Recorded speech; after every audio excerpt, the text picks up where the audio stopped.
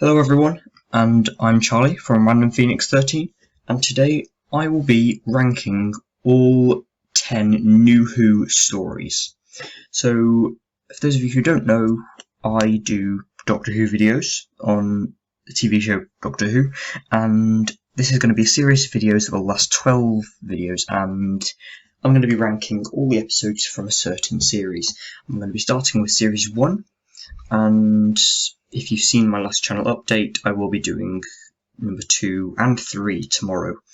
So, just want to let you know, these are my opinions, so don't say I'm wrong if you disagree or anything. And I don't actually dislike any of these episodes, except for the bottom spot, which I'll get into soon. But overall, this is quite a good series. I like it. I'll set a card here for my ranking of all 12 series. Check it out there, it's quite high up on the list. So let's get started with this list. With 10th place is Boomtown, which is episode 11, right before the finale. For me, I think this is a really weird sequel to Aliens of London World War III, with the Slovene woman who's back and she's like doing some nuclear power plants or something, and it's really weird and forgettable. In a Doctor Who episode, I like to remember it whenever someone says the word Doctor Who, or just the name of the series. Like when someone says Series 1, I picture Rose and Dalek and Bad Wolf Parting Other Ways. I definitely don't think of the bottom spots, which are really unforgettable. In terms of the characters, they're okay. I like the inclusion of Mickey, and Rose and Ninth are okay, but there's just not really much to this episode. I don't really have much else to say, it's just not very enjoyable. Now, 9th place is The Long Game. I'm going to be getting into the episodes, which I don't think any of these ones are bad now, anywhere from meh to amazing. So The Long Game is the 7th episode of this series, and it involves Rose and the Doctor on a satellite called Satellite 5, which does it broadcasts news programs down to Earth in the year 200,000. And it's meh. It's a very meh episode. It's not high up because it's not very memorable, and I really don't like the sort of companion that they have that was called Adam, that's introduced in the previous episode, Dalek. This is a weird episode. The villain is weird.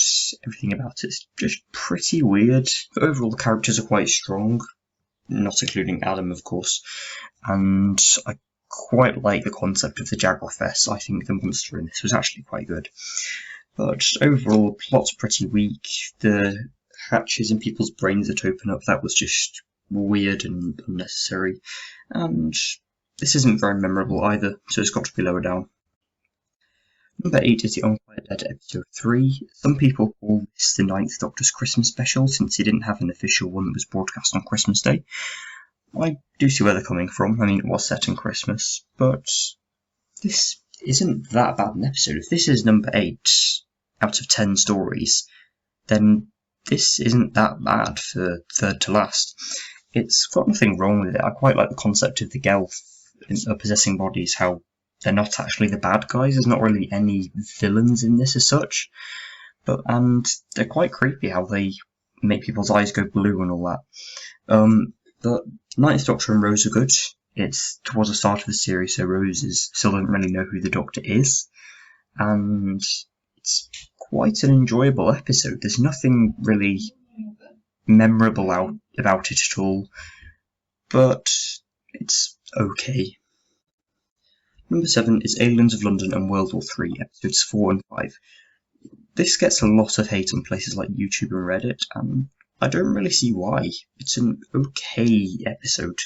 The Slovene are definitely the weakest part of this episode. They're weird green farting aliens, and I don't really like them. This,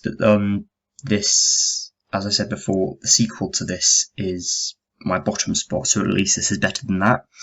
It's okay. I don't really see why the second part's called World War III. I was expecting this to be really cool because of the title, but in reality it's just a conflict in one building. That's what it should have been called, even though it doesn't sound as good. but I quite like the inclusion of Harriet Jones in this, and she makes future appearances in Christmas Invasion and Stolen Earth. And the Ninth Doctor and Rose are good again. I like how the Ninth Doctor messed up with the TARDIS and it ended up in 2006 instead of 2005, and Rose's been missing for a year. I quite like that. It just briefly goes over the consequences of time travel. But this isn't a bad episode, just like The Unquiet Dead, it's okay. Now, The End of the World is episode 2. This is the first episode I would call pretty good. This is a good episode. This is the Rose and the Doctor's first main adventure besides Rose's. Rose's first adventure outside of Earth. And it's quite a good introduction to the space side of it, because obviously this is only the second episode of New Who. And it involves Rose and the Doctor going to an observation deck in the year 5,055,000,055 or something like that to witness the end of the world. And it's really good. I think lots of the aliens in this are pretty weird. It's just kind of the BBC showing off the creature designs that they can do. But it's still quite a good episode. I quite like the villain in this, Cassandra. She makes future appearances in New Earth. I quite like that. And those little spindly robot things that lower the shields, I think that was quite cool. It's the first one out on this list that I'd say like gripped me a bit. So yeah, it's just a very good episode. Number 5 is Father's Day, episode 8. Now this is a really good episode. I've not got it as high as some other people would, because of reasons I'll get into afterwards, so I just want to explain the positives first. It explores the consequences of time travel quite well. I think I like how there's 3 different versions of the Ninth Doctor and Rose, and it's already confusing. But I think the first half is considerably stronger than the second half. The second half is pretty weird how they deal with the I can't remember what the monsters are called, but when Rose and her past self touched, there's these monsters that appeared. They're like black flying dragon sort of things, and they basically wreaked havoc and didn't like anyone who was messing with time. So I thought that was quite interesting, and it was the first one of these to fully explain the consequences of time travel, maybe ever actually. In 4th place we have the very first episode, not just of the series, but of New Who and of the Ninth Doctor and Rose. This is where everything started again, and it was really good. It was an Auton episode with mannequins that could move, just like the Third Doctor's first episode, Spearhead from Space, which I also like. And this is a really good episode. I like the nesting consciousness, the creature design update they did for that. The Autons are pretty creepy actually, and the Ninth Doctor and Rose are awesome in this. There's nothing particularly bad about this episode, except maybe for the CGI and stuff, but this was 2005, 15 years ago, so I think I'll let that slide. But there's no major problems I have with this episode. As I said, this is really good. The Ninth Doctor immediately clicks for me in this. Some other Doctors take a while to do that, sometimes even a series. But the Ninth Doctor instantly clicks for me when he first says "run" to Rose. In 3rd place we have The Empty Child and the Doctor Dances, which is episodes 9 and 10. This had the introduction of Jack Harkness, and it's really good. It's set during World War II, and there's a boy with a gas mask on who goes around the city following people saying, "Are you my mummy?" And it's really good. The monster is actually creepy, and that scene at the end of The Empty Child where everyone gets them, that's really scary as well. I think this is the first episode that frightened me quite a bit. Not too much, but this is definitely one of the most scary episodes of New Who. It's a really strong episode actually. I like the Ninth Doctor and Rose, and there's definitely nothing wrong with this episode at all. But overall, this is a really strong episode. In 2nd place is Dalek, episode 6. You probably saw this coming. You knew that in 2nd place would be this, or my top spot.